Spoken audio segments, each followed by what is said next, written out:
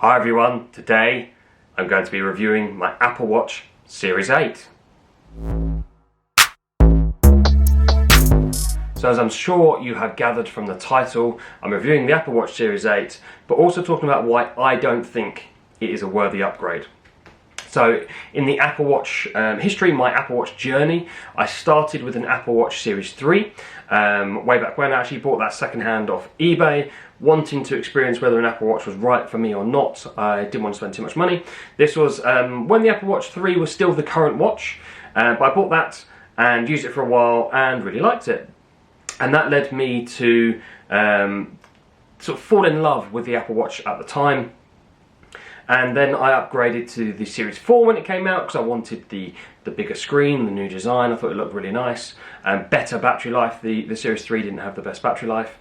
So I got a Series 4 and I really liked it. The screen was much better.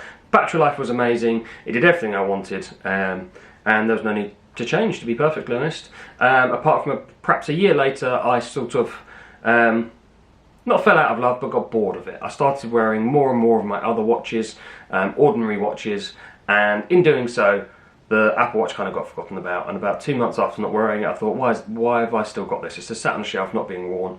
Let's sell it.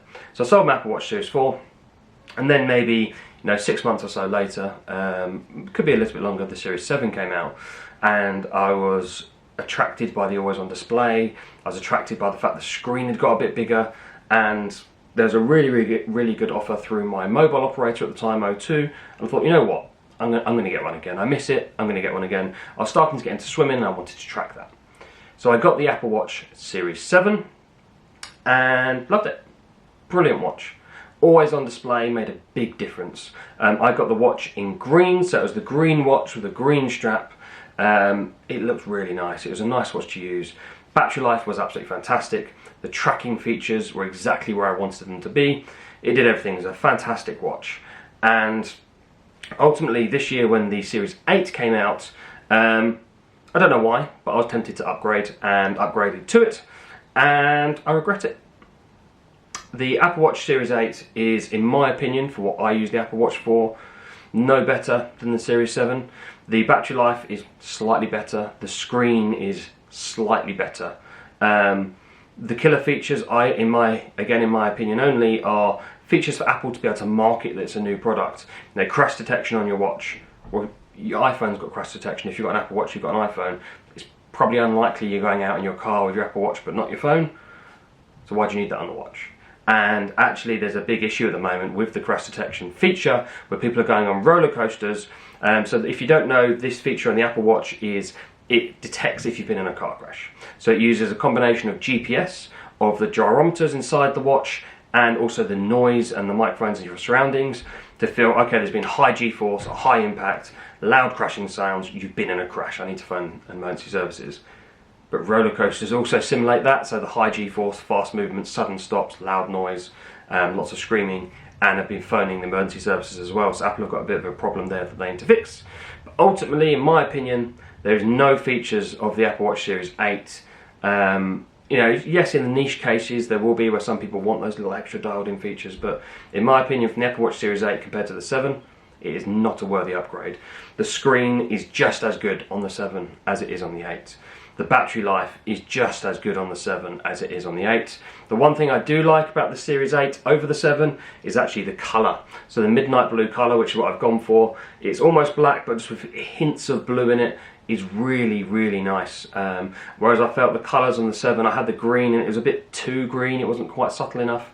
The blue was a bit too blue and not subtle enough. They had no, in the sort of the aluminium range at least, they had none that could sort of just be worn every day, but also, smartened up a bit with a leather strap or a metal strap in the evening if you wanted to have something a bit smarter. But yeah, so in my opinion there's not a huge amount of difference, but let's run through now what the differences are and if I've noticed them. So are you ready for the long list? 2 new features: crash detection and body temperature sensor.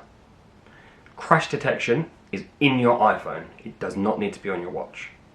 And ultimately, as has been seen in the news recently, it doesn't work at the moment. It's getting false positives all the time and causing problems. The second one, skin temperature detection fantastic. If you are genuinely struggling to have children, you want to track your cycles more when you're having kids, brilliant feature. But that's quite niche. And ultimately, not everyone is buying an Apple Watch to try and track that ovulation cycle. But they are the two new features of the Apple Watch. That's it. There's also an ultra low power mode, but they've now sent that to the Series 7 with a software update. So you really shouldn't upgrade to this watch. But if you're new to the Apple Watch world, or if you still have a Series 3, it's a worthy upgrade. Fantastic battery life, fantastic screen. Obviously has all the standard features that an Apple Watch has. I'm not going to run through those now because they've been out for so long now. Most people are aware of all those features and how they track everything. It works brilliantly. But ultimately, if you're on a Series 3, you get the new design, better battery, better screen. And perhaps if you're on a Series 4, where you don't have the always-on display and you want that extra always-on display.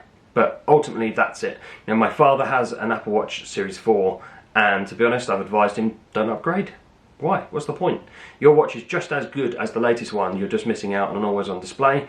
And ultimately, is an always-on display worth a £300-400 upgrade? No. To some people it might be, but you need to have a lot of cash to burn for an always-on display to be worth that much. And ultimately, that's why, to me, the Series 8 is a pointless buy, pointless upgrade.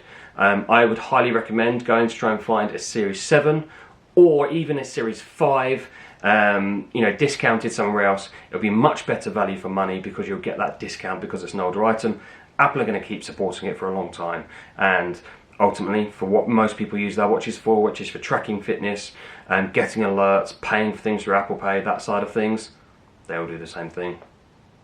But thank you for watching. I hope you found the video useful, and I'll see you in the next one.